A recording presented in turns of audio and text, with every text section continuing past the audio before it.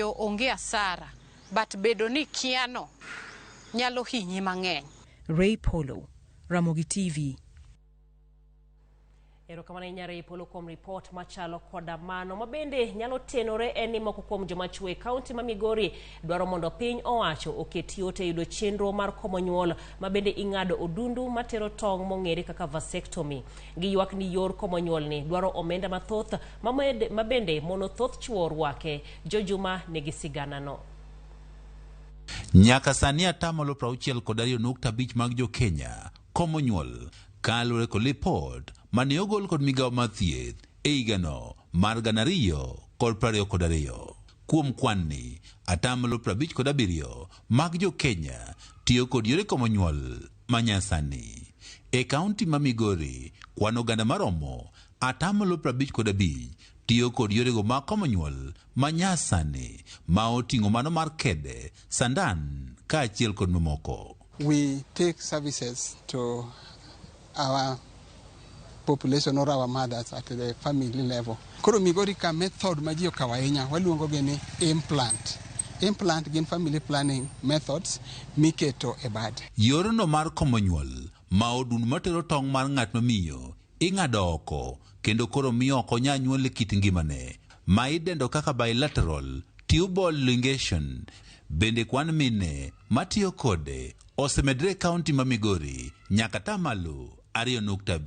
Timo in riches, Uriri, Awendo, and county referral hospital. We had on average about 50 clients manodhi for BTL. Apisa mochune chendogo mag komo nyuol e kaunti ma Migori Joseph Okidi wacho ni puonj makare osemiyo kwanjo bin mathoth koro rwako chendoni mar komo nyuol. We have been able to train nearly a good number, almost 3/4 of our doctors on BTL. Koro sani ma omiyo uptake koro osadhi malo. Kata kamano yor komo nyuol manyasani ma joma chuo ing'ado dundu matero tong' kendo ok nyal nyuol kendo ma idendo kaka vasectomy to pod kwan matin mag joma chuo emoserwako. I know many men say that what about if all your children die? What about if you lose a child? Well, there is no replacement for human life.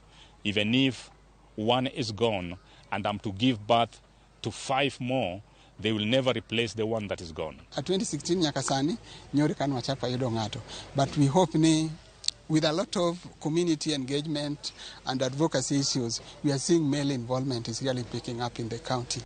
George Chacha majegi 51 en achiel kuom joma chuo ma osebedo kod gombo mar kawo yorni mar komo nyuol ma ing'ado dundu makoro tero tong'. Kata kamano gombo mare pok ochopo makare nikech omenda makoro dwarore.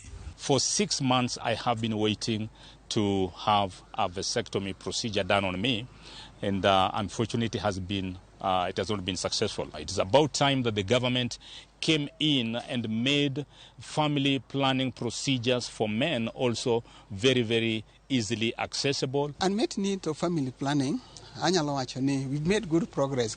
We have been able to remove from 27 to 20%. That is a very, very mano progress maber kabisa. Chacha mantiere kod nyithindo adek wacho ni sibedo kod ikruok makare mar kawo yorni mar komo nyuol ka bende osekata twak kod min ode mabende yiene. Kata kamano midhiero makoni kod koni omiyo nyaka sani pok okawo chendoni mar komo nyuol. I did discuss with my wife because I got concerned that the chemicals, the no plant, the injections haven't been working very well with her. Jolony wacho ni miriambo ma ifuong'o emosithiro wechego mag komo nyuol to ahinya mano mar joma chuo ma idendo kaka vasectomy. Ji mang'eny believe ni vasectomy ka ng'ato dhiye to tiende ni the ability mare to have even sexual contact will be lost, which is not true. My perception about vasectomy is that it's a wonderful idea.